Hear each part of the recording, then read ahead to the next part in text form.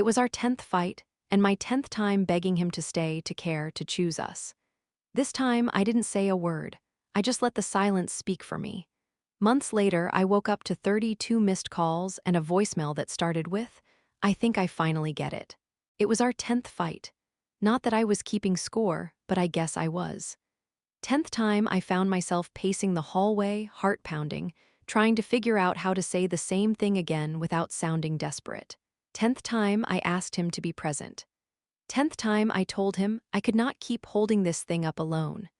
And his 10th time rolling his eyes like I was asking for fireworks when all I wanted was for him to put his phone down and actually look at me when I was speaking.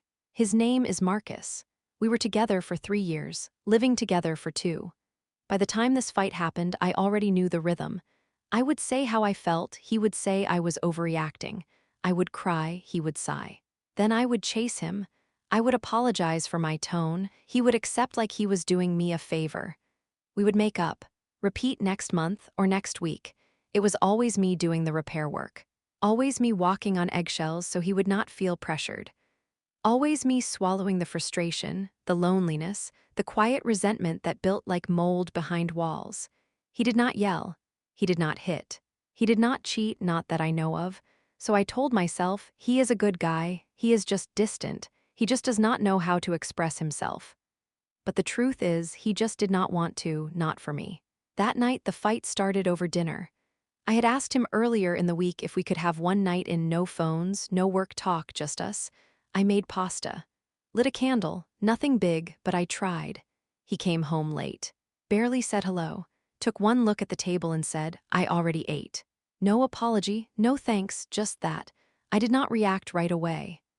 I sat down and stared at my plate like maybe if I blinked hard enough, the rage would evaporate. He went straight to the couch, turned on the television, started scrolling through his phone. So I followed him, sat beside him, told him again that I felt invisible, that I needed more, that I could not keep pretending this felt okay. And he gave me the same tired lines. "You are always starting something. You expect too much. Why can we not just chill for once?" And I felt it rising. That urge to plead, to reason, to explain myself into being worth something.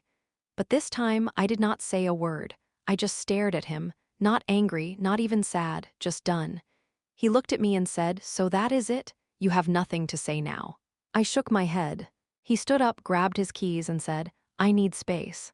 I let him go. No tears, no chase, no apology to smooth things over. I cleaned the table, put the pasta in Tupperware, took a shower, got into bed. The silence felt like stepping out of a storm and realizing you forgot what calm was supposed to feel like. I slept like a rock. He did not come home that night, not a text, not a missed call. Nothing. I woke up to sunlight, made coffee, watered the plants, folded laundry, all in that weird quiet that happens when you stop bracing for a reaction. I thought I would feel panic or guilt. I felt relief. By 2 o'clock in the afternoon, I knew what was coming. He would walk in like nothing happened. Maybe say he was crashing at Jordan's place. Maybe act like I was the one who had gone silent. Like I had somehow wronged him by not running after him. I was right. He came back around 5 o'clock p.m., acting casual, no explanation, just, "Hey." Like he had gone to the store. I did not answer. I just looked at him and kept folding laundry. That threw him. He stood there for a second like he was trying to figure out how to play it. "You really gonna ignore me now?" Still, I said nothing. He dropped his keys loudly on the table. "I needed space. You act like I cheated or something." I still said nothing. He paced, tried again. "So what, you are just gonna do the silent treatment now? That is real mature." I finished folding the shirt in my hand, put it in the drawer, walked past him like he was furniture, and something in him cracked, not all at once but just enough. He started following me around the apartment, listing all the things he thought I had done wrong. "You always overreact. You make everything a fight. You are the reason I leave, Selene." That was the first time I had heard him say my name during a fight in months. But I did not bite. I would not. Because I finally saw it clearly, this was not about fixing anything. This was about him being uncomfortable that I had stopped playing my part. I had stopped doing the emotional heavy lifting. And it scared him.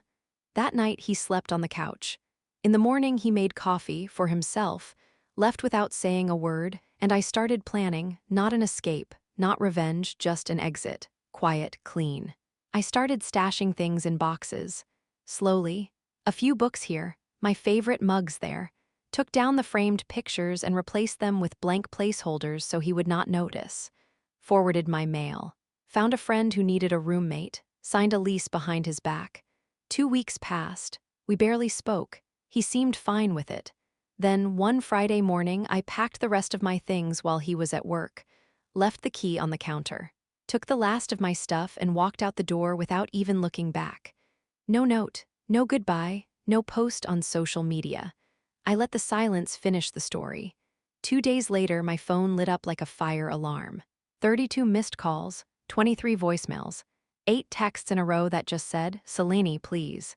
I did not answer, but I listened to the last voicemail, the one that started with, "I think I finally get it." He sounded wrecked. That kind of raw, raspy voice men get when they cry, but do not want to admit they cried. He went on about how empty the apartment felt, how my plants were gone, how the drawer he always teased me about, the one with 5 different kinds of tea, was just empty. "I thought you would come back. I kept waiting for the door to open, for you to scream or throw something or cry. I did not think you would actually leave." I did, quietly, efficiently. While he was still trying to win a fight I stopped participating in. The calls kept coming that week, every day. He switched from desperate to angry to "Can we talk?" and then back again, like he could not decide which version of himself would get the version of me he wanted. He started leaving things on my old doorstep. A coffee mug I left behind, my charger, a scarf. As if forgetting them meant I was still tethered, I was not. By Thursday, I blocked his number. I changed the passwords to everything, switched my banking app, changed my email. I even deleted our shared calendar. That was the one that made me pause. The one where I used to put reminders to buy almond milk, pick up dry cleaning, birthday gifts for his mother. All gone now. He showed up to my new place a week later. He did not know the exact unit, but he stood in the parking lot and waited. Nina saw him from the window and texted me, "You expecting someone who looks like regret and smells like desperation?" I said nope. We watched him from upstairs, like a wildlife documentary. He paced, checked his phone, waited, then he left. The next morning, I got a message through Cash App, not even kidding, $5 with the note, "Can we talk for just 5 minutes?" I hit decline. By now, my best friend Nina was treating this like a reality show. She was the one who helped me move. She had front row seats to all 10 of our fights, and the 9th time I begged him to care, she said, "You have got one more please in you before I stage an intervention." She printed out a photo of him once, taped it to a candle and called it the patron saint of wasted time. It was dumb, it was petty, it was exactly what I needed. When I told her about the Cash App message, she laughed so hard she dropped her toast. Then she pulled out a sticky note and wrote, "You owe me $2,680 in emotional labor," and slapped it on the fridge. We turned it into a game. How many platforms would he try to reach me through? So far, 2 fake Instagram accounts. 1 email with the subject, "You left before I could explain." A comment on my friend's story, "Hope Selene's doing good, tell her I'm thinking of her." A Spotify playlist named us, with 7 songs we never listened to. I did not respond to any of it. I did not even read the playlist, but I saw it.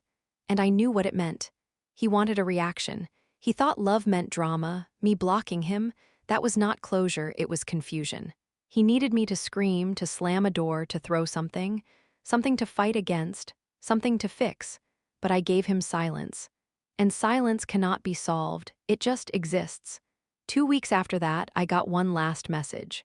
A long email, paragraphs and paragraphs, about how he was in therapy, how he realized his father never taught him how to love, how he wanted a second chance. I deleted it. Then I opened a new note on my phone and wrote one line. "You waited too long to listen. Now you can sit in the silence." And that was it. A week later, his sister messaged me, Samira. We had always been cordial, not close, but she liked me. I knew that much. She said, "I am not trying to get in the middle, but he is spiraling. He said you took everything. What happened?" I stared at the message for a minute, then typed, "He is upset because I stopped being his cushion." That is not the same as taking everything. She replied, he said you left without warning, that it felt cruel. I told her, what he calls cruel was just me finally believing him. She asked what I meant. I said, he showed me exactly how much I mattered every time he ignored me. I just finally believed him. No reply after that, not for a while at least. Then 2 days later she wrote back, I get it. I wish he did. That stuck with me, not because I needed her to validate me, but because I knew she had watched him do this before, with other people. Maybe not the same way, but close. A different pattern, same ending. Marcus had a way of making you feel like the villain for simply asking not to be erased. The difference was this time, the girl he thought would always chase finally walked. And he did not know what to do with the door that stayed shut. I thought that would be the end of it. But then I remembered I never fully wiped the old laptop. He had borrowed it once when his was getting repaired, logged into his email, never signed out. I was looking for a tax file when the tab opened automatically. At first, I was going to close it. I had promised myself I would not go digging, but I saw my name in the subject line of a message thread, and yeah, I clicked. It was to someone named Celeste. I did not know her. The email was 2 months old. The subject line said, if I told her, she would leave. That was enough to stop me cold. I read the whole thing. He had been talking to her for at least 4 months. It was emotional, maybe more. Long messages about how confused he felt, about how I pressured him, about how he was scared to end it, scared to start something new. There was one line I screenshotted just for me. If she ever stops talking, I will know it is over. Until then, I think I can manage.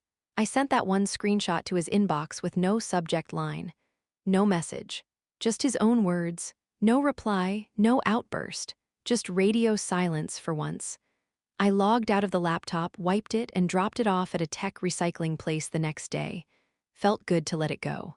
Felt better knowing the last open tab was truth, the kind he could not spin. I moved into a new place a month later. Top floor of an old house, creaky stairs and bad insulation, but the kind of quiet that does not press down on you. Just breathes. My roommate Cam is a friend of a friend. Quiet, kind, good at fixing things. Never asks twice if I say I am not in the mood to talk. That alone feels revolutionary. The first night we sat on the couch, watching a dumb baking show, he asked if I wanted tea. Not wine, not a drink, just tea. I almost cried. We are not dating.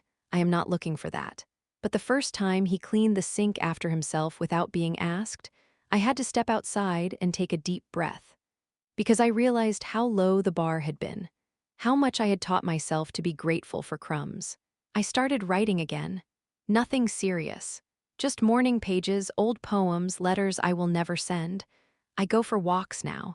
I deleted all the playlists that had anything to do with Marcus, even the ones I made, because I did not want to carry echoes anymore. I planted basil on the windowsill, bought a rug that does not match anything but makes me happy. Cam noticed it one day and said, that rug looks like peace. And I said, it feels like mine. That was the first time I felt like I was back in my body. Not as someone's partner, not as someone's project, just as myself. Marcus never replied to the email, never responded to the screenshot, never sent a final message. But I know he read it.